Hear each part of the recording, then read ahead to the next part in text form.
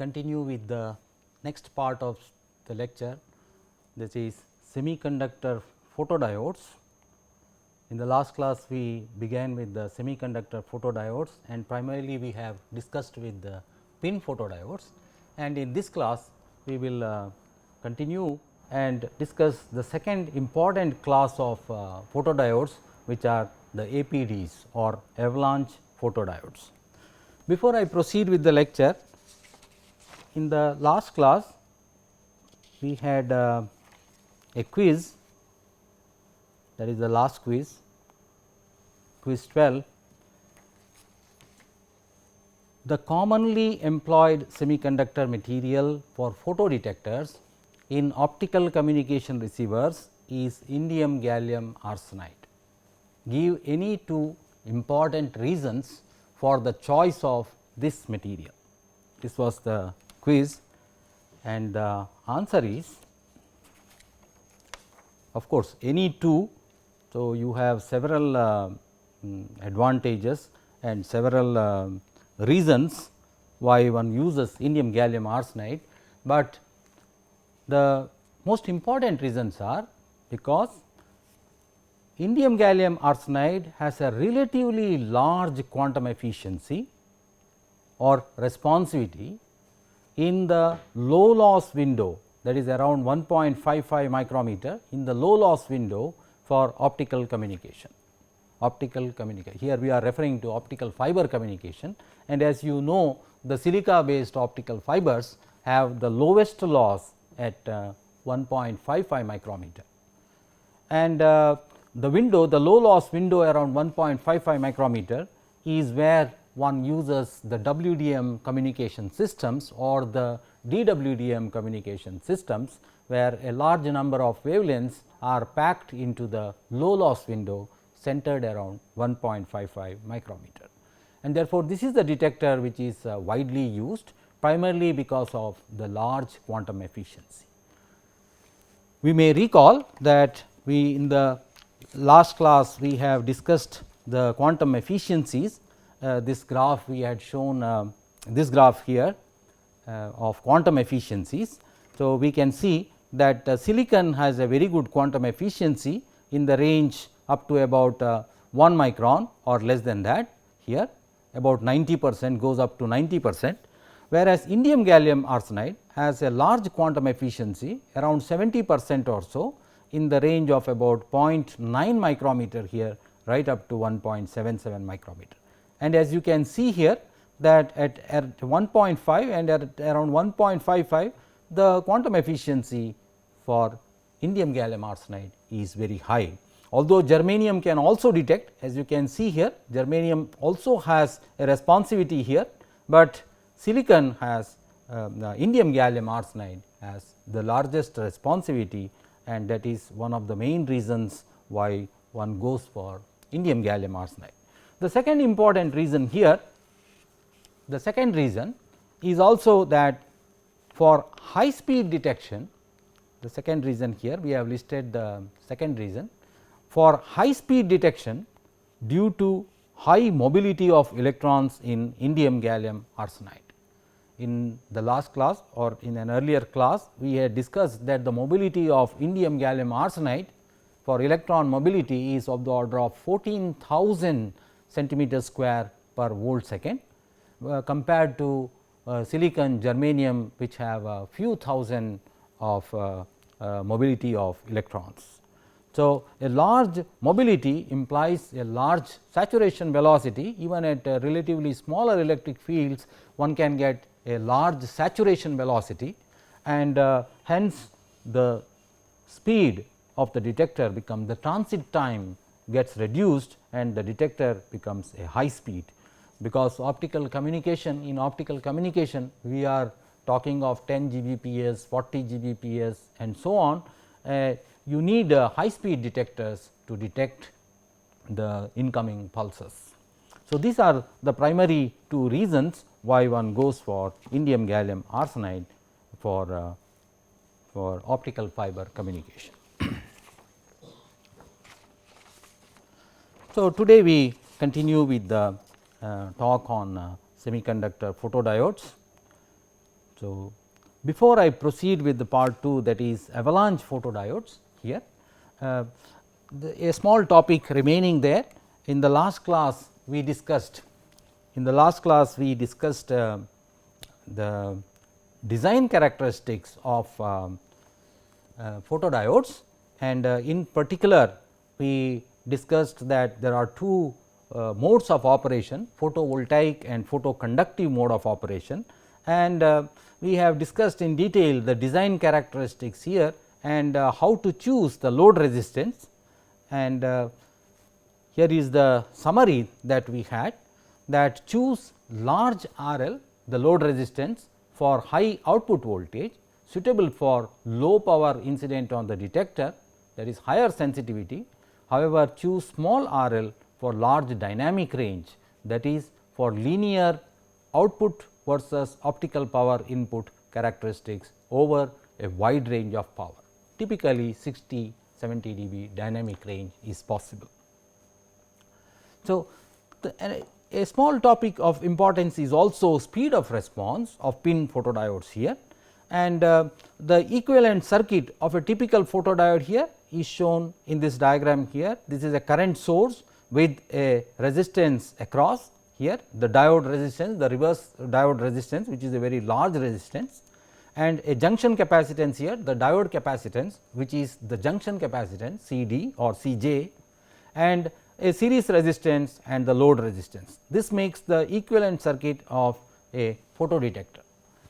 The load resistance RL is this is much smaller than RD, because the reverse bias, under the assumption that RD is much larger than RS and RL, we can show that the rise time is given by TR is equal to 2.19 RL into CD, and the 3 dB bandwidth of the photodetector is 0.35 by rise time, and the frequency, the cutoff frequency or the 3 dB frequency, as you know, the photodetectors respond right from DC, all the semiconductor photodetectors respond from DC, and this F3 dB here refers to the higher cutoff frequency, and that is given by 1 divided by 2 pi RL into CD. RL here is the load resistance and CD is the junction capacitance, approximately given by this formula. The important point to see is the 3 dB cutoff frequency depends on the load resistance RL and the junction capacitance CD, and therefore for high speed detection reverse biasing very much helps. Reverse biased pin diodes are used for high speed photodetectors. CD here should be very small, because it is in the denominator if you want to have a large cutoff frequency, typically few picofarads, and CD will be small if you have a small area and large reverse bias. Large reverse bias leads to a small junction capacitance, because the depletion region, width of the depletion region increases. Small area of the photodetector here, as you know, the junction capacitance, the capacitance, a parallel plate capacitor has a capacitance given by C is equal to epsilon 0 A by D.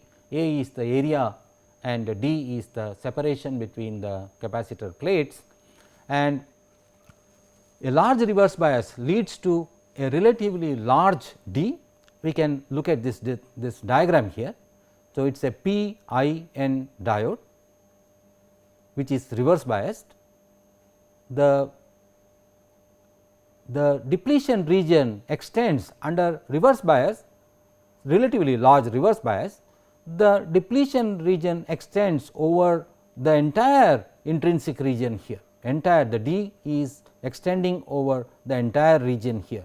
So, the D is relatively large, which means C is small, and if we make a small area detector, then this C will be further reduced, and therefore, to reduce D one applies a large reverse bias and takes a small area detector. Typical area is 0.1 or 0.01 millimeter square is the typical area of small area detectors, whereas large area detectors can be 1 centimeter square when the speed is not important, but sensitivity is important, one chooses large area photodetectors, large area pin detectors. So, RL should be very small, typically 50 ohm, as I mentioned in one of the earlier classes. The data sheets typically specify the rise time at 50 ohm load resistance. If you change the load resistance, then the rise time would also change. So, typically TR is about 1 microsecond for normal PN diodes, and T rise time is of the order of 1 nanosecond for PIN and APDs. Silicon APDs with the rise time less than 0.1 nanosecond are also available. With this, we switch to the next device, which is the avalanche photodiode. It is basically a PIN diode, but with a large reverse bias, which provides avalanche gain. So, relatively large reverse bias, avalanche photodiode, relatively large. We will see what kind of numbers for the reverse voltage is applied. This depends on the material, silicon, germanium, indium gallium arsenide. It depends on the material, what is the reverse bias, what order of reverse bias are applied. I will give some numbers towards the end of the talk. There is a built-in gain in the device due to carrier multiplication in the depletion region by the avalanche process. We will see what is this avalanche process. So, built-in gain in the device. Typical photocurrent gain M is of the order of 10 to 100.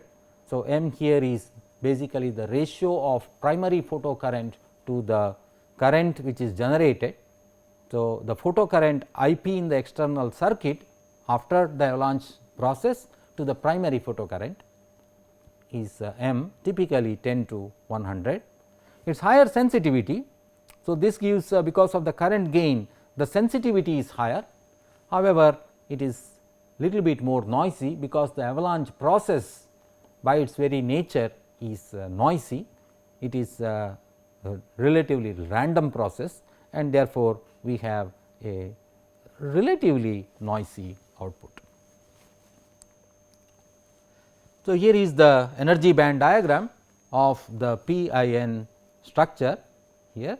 Because of the large reverse bias, we can see that now the potential barrier here or the potential energy diagram has a large slope here in the active region, in the depletion region, because of the large reverse bias. So, this is the P side, this is the N side, EVP, the valence band energy and conduction band energy. As because of the large potential slope here, potential energy slope, an incident photon that generates an electron and hole pair here, a hole and electron. As the because of the large potential energy slope, the electron goes down the slope, travels down the slope. As it travels, it is getting accelerated because of the potential energy slope here, because of the high electric field, it is dV by dx. So, high electric field, which the kinetic energy of the electron is such that it knocks down another electron and creates additional electrons by the avalanche process. It knocks down another electron from a bound, another bound electron, and creates an electron and hole. Similarly, the hole which is getting accelerated up here, hole is getting accelerated in this direction. The hole getting accelerated also creates secondary electron hole pairs, electron hole and electron pair. So, this is the primary hole which has created a secondary pair, which leads to carrier gain, that is increase in the number of carriers by the avalanche process. So, I have shown just two events, one here at this end and one here, but actually there are large number of carrier multiplication events take place as the carriers travel up and down the potential energy slope. So, this clearly illustrates the increase in the carriers, increase in the number of carriers due to the avalanche process. The gain characteristic of a typical APD is shown here, reverse voltage, the numbers are here now, typically 100, 200, 300 volts are applied for as the reverse bias, and what is plotted is the gain, the current gain M is defined here, I m divided by I p. This is the gain after the multiplication process, current after the multiplication process, and this is the primary photocurrent due to the incident photon. So, at 20 degree centigrade, for example 20 degree Celsius, the current gain increases initially as the voltage increases, and then it goes over to a relatively slow region here, a slow rise here, and then finally it again goes rapidly, and this is where the avalanche process is so rapid that the device would lead towards breakdown. So, this is not the operation region, the operation region is here between these two lines. So, typically for this example it is typically between 100 and 300. Normally the operating voltage is specified like 220, 250 volt DC. So, this characteristic shows the current gain here for an APD. At a different temperature, say at a higher temperature, a characteristic varies. So, it is indeed temperature sensitive, and the characteristic changes because at higher temperature, at a higher temperature here we have a more agitation of the atoms in the lattice, and therefore, the electrons and holes undergo more collisions, that is the separation between, that is the spatial separation or the average length. So, let me discuss in the next slide here and then come back. We can see that there is a parameter called impact ionization coefficient alpha, which is defined as 1 divided by L internal average. This here refers to a collision, the distance, the average distance travelled between two successive collisions. So, this is L impact. So, the average distance 1 by L impact is called the impact ionization coefficient. This is per unit length, and this depends on L. If you have, for example, if you apply if the temperature is higher, then the electrons do not have enough energy between two collisions, and therefore, the number of collisions which lead to generation of additional carrier pairs decrease, and therefore, the current gain decreases. So, this is just an example to show that it is temperature sensitive, and higher the temperature, then lower will be the current gain. In fact, most of these detectors are cooled.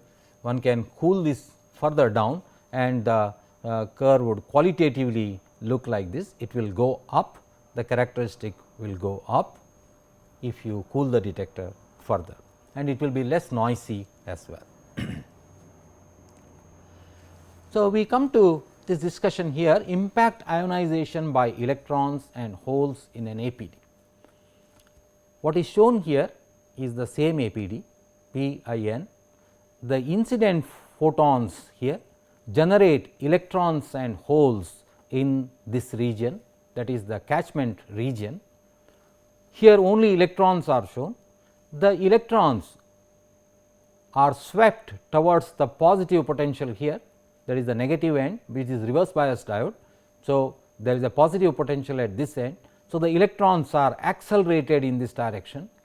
When the electron gains sufficient energy, it leads to generation of a secondary electron and hole pair, which further travels in this direction and gets the electrons travel in this direction, and of course, the holes travel in the opposite direction. I have not shown holes in this diagram, holes are shown in the next diagram. First, please see only the first diagram, where electrons, the secondary electrons are also getting accelerated and creating more and more electrons as they accelerate towards the positive end. The holes on the other hand are accelerated to the other end. As you know, electron mobility is higher and therefore, they gain a higher velocity in the same electric field. When the electric field magnitude is the same, they gain higher velocity, much higher velocity, and therefore, much higher kinetic energy and lead to rapid avalanche of further carriers. Holes get accelerated to the other end, and as they proceed, whenever they gain sufficient energy, they also generate additional electron hole pairs,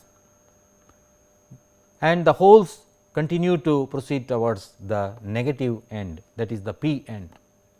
The impact ionization coefficient, this is at a given temperature. At a given temperature, the impact ionization coefficient is defined as alpha is equal to 1 divided by average length, average distance between two successive collisions. In silicon, for example, alpha E, that is the impact ionization coefficient for electrons, is much greater compared to the impact ionization coefficient of holes. Alpha E by alpha H is of the order of 30 for a field, when the applied field in this medium is of the order of 10 to the power of 5 volt per centimeter. What it means is predominantly the ionization is because of electrons. Electron ionization is almost 30 times efficient, more efficient compared to secondary pair generation due to holes.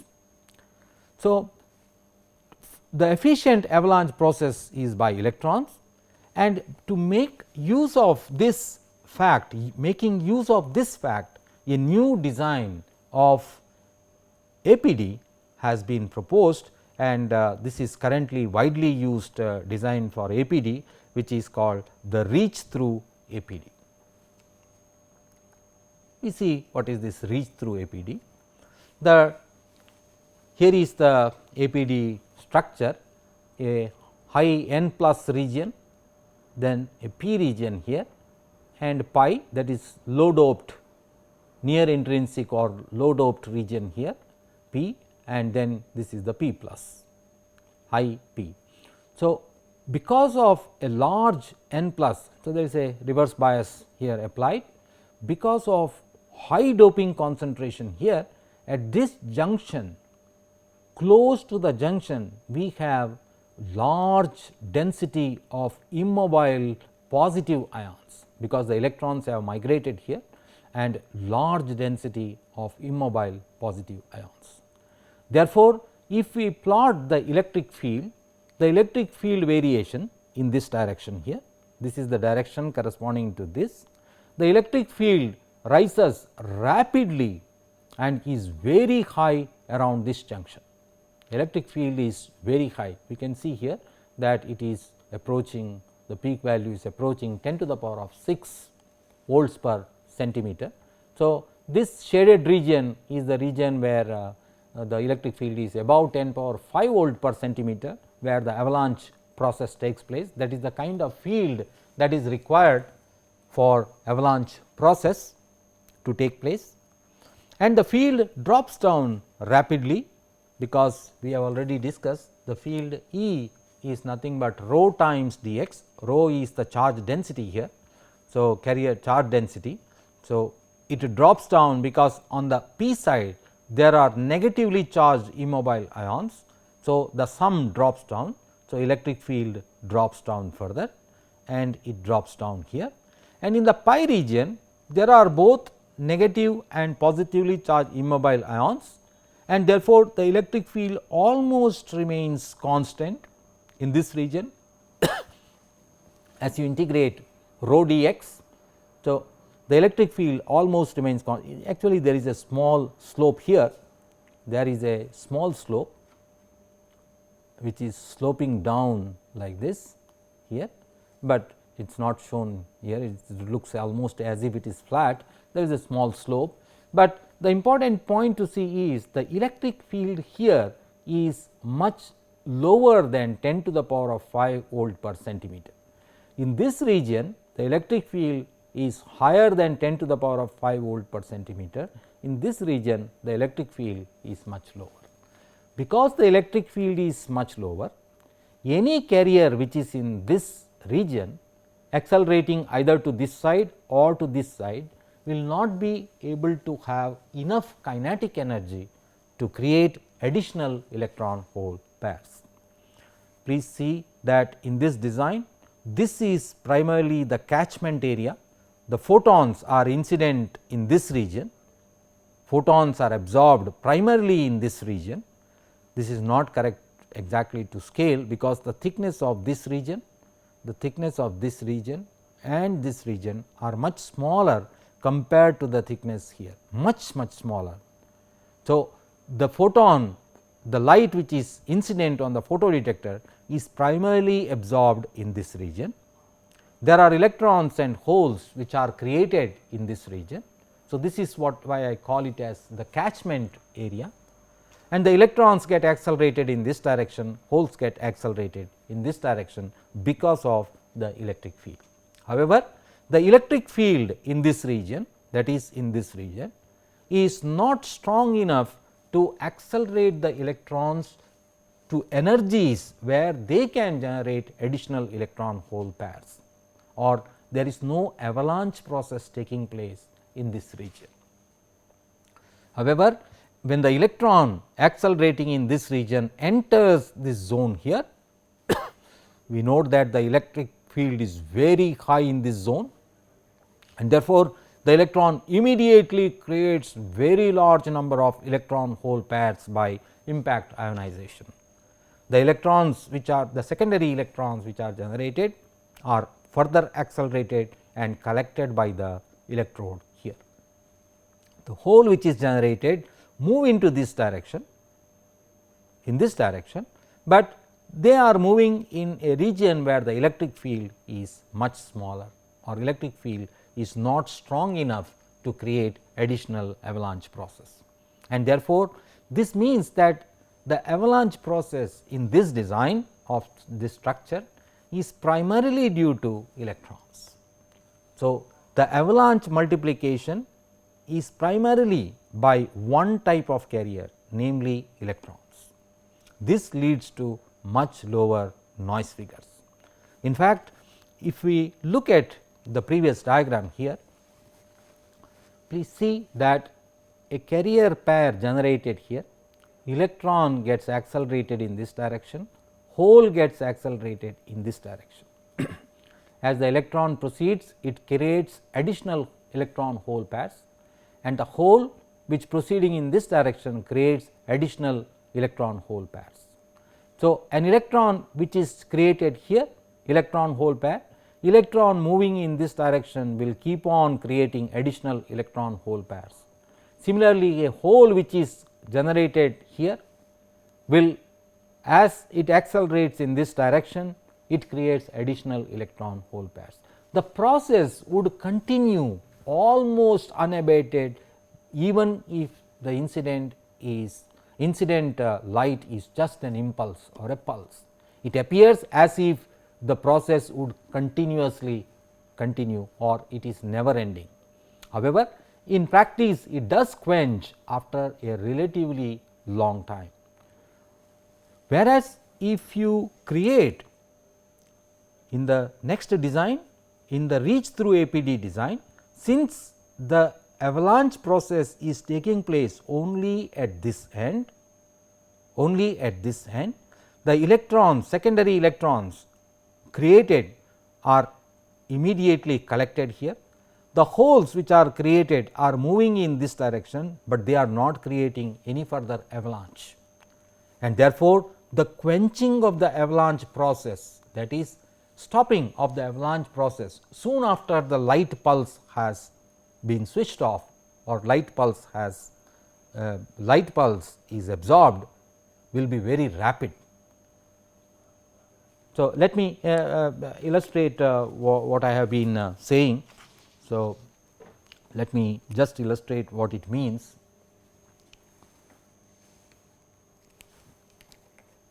So, if I have, let us say, an incident pulse this is an optical pulse which is incident on the photodetector.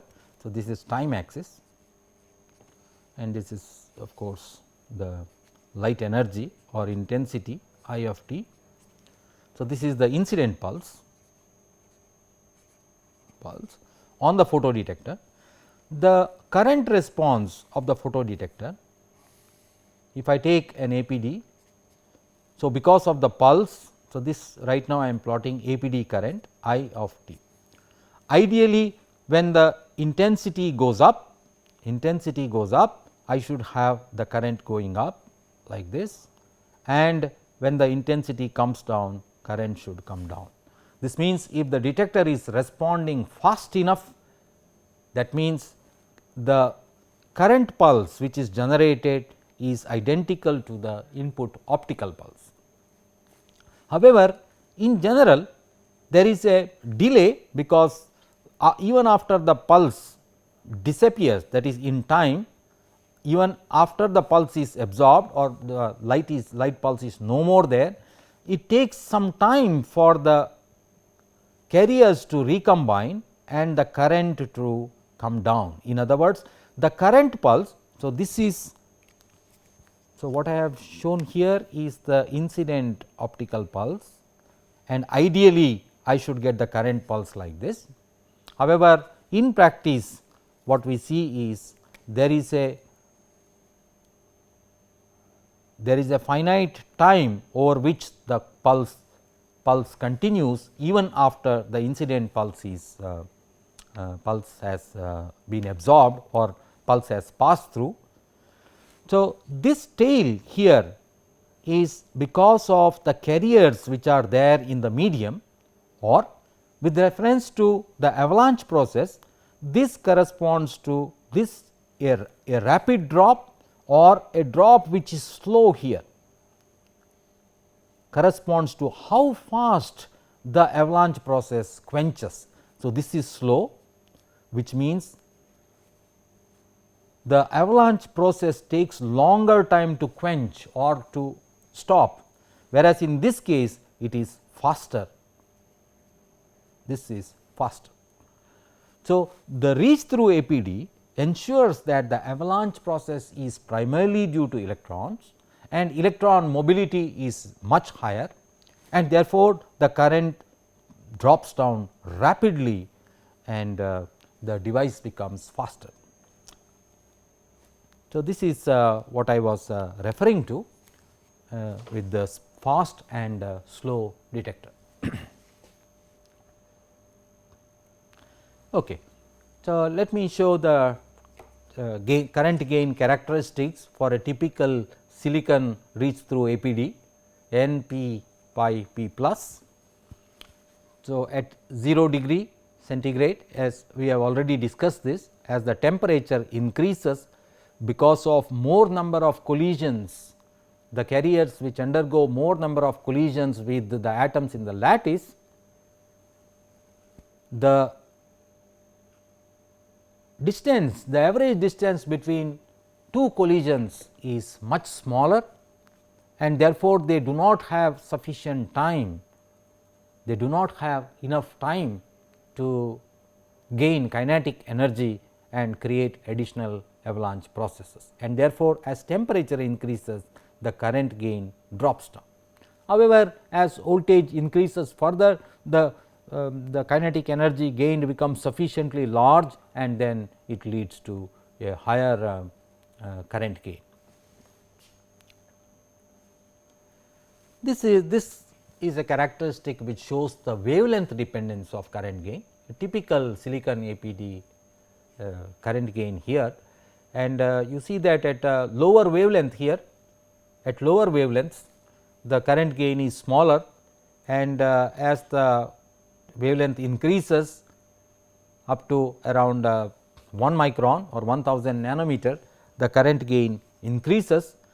This increase is this low value of current gain and higher values of current gain here are primarily because of the quantum efficiency. We know that the quantum efficiency of silicon, we have already seen this in one of the earlier curves, or maybe let me show right here. We have seen the quantum efficiency here. So, silicon here has a smaller quantum efficiency at lower wavelengths, and the quantum efficiency here is relatively large. The responsivity is large as the wavelength increases. Of course, once as we reach the near the band gap wavelength, the quantum efficiency drops down, and this is the primary reason for the characteristic that I have just shown, that is dependence of current gain on wavelength. So, finally, we come to some generic parameters of silicon, germanium and indium gallium arsenide pin photodiodes. So, if you take a typical data sheet, this is the kind of numbers that you would see.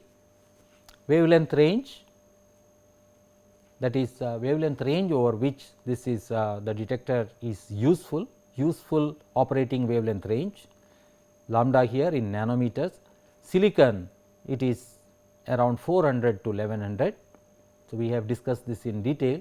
So, this is primarily because of eta or the quantum efficiency of the detector, whereas germanium can germanium has a smaller band gap, and therefore, it is a useful detector in this range 800 to 1650 or maybe 1700, whereas indium gallium arsenide is primarily a good detector in this wavelength range, and that covers the optical fiber communication window, and as we have seen, as we have discussed earlier, this is the detector which is widely used in optical fiber communication. The responsivity, typical numbers are here, amperes per watt, it is current generated per optical power incident, that is why amperes per watt. So, typical numbers 0.4 to 0.6, 0.4 to 0.5 and 0.75 to 0.95. The responsivity is quite high.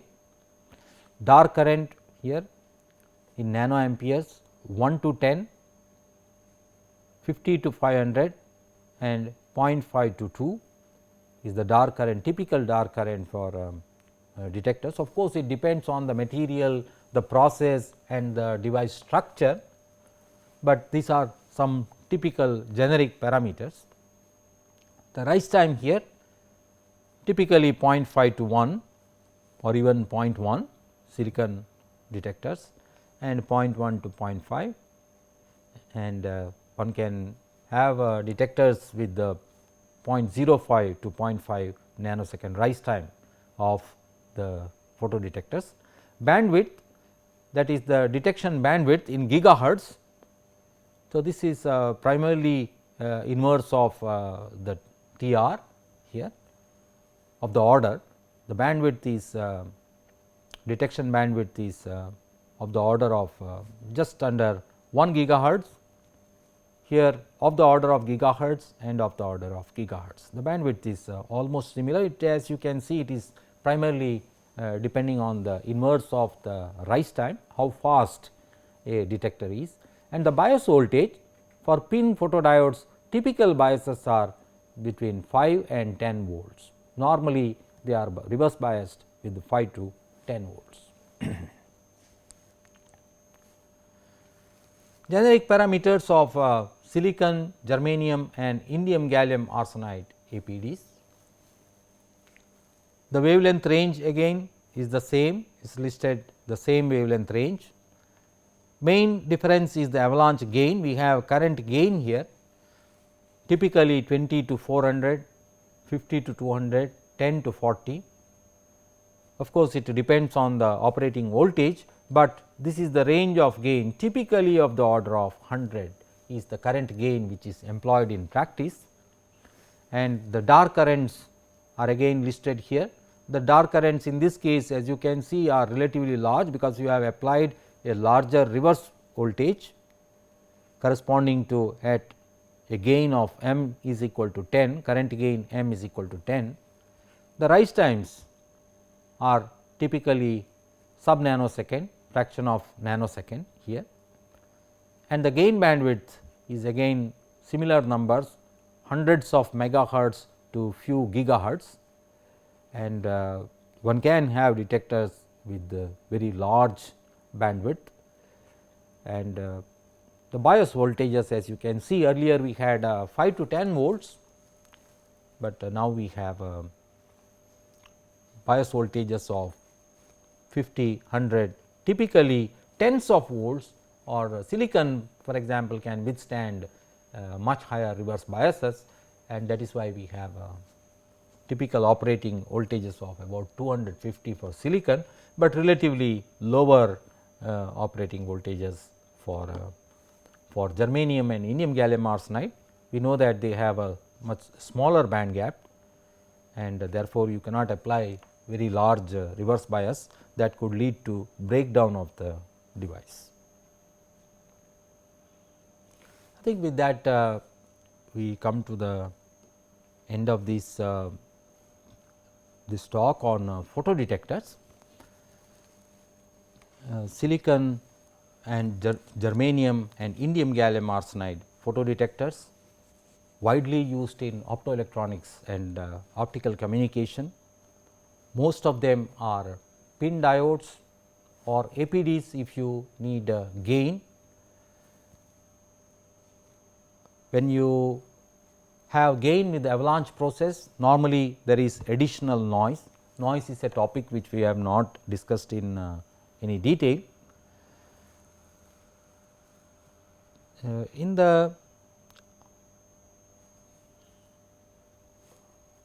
I will stop this talk at this point. In the next lecture, we will discuss about some of the other detectors, other photodetectors, including the PMT. I briefly mentioned about PMT, which is widely used. We will discuss about PMT and miscellaneous detectors in the next class. So, today I will stop at this point.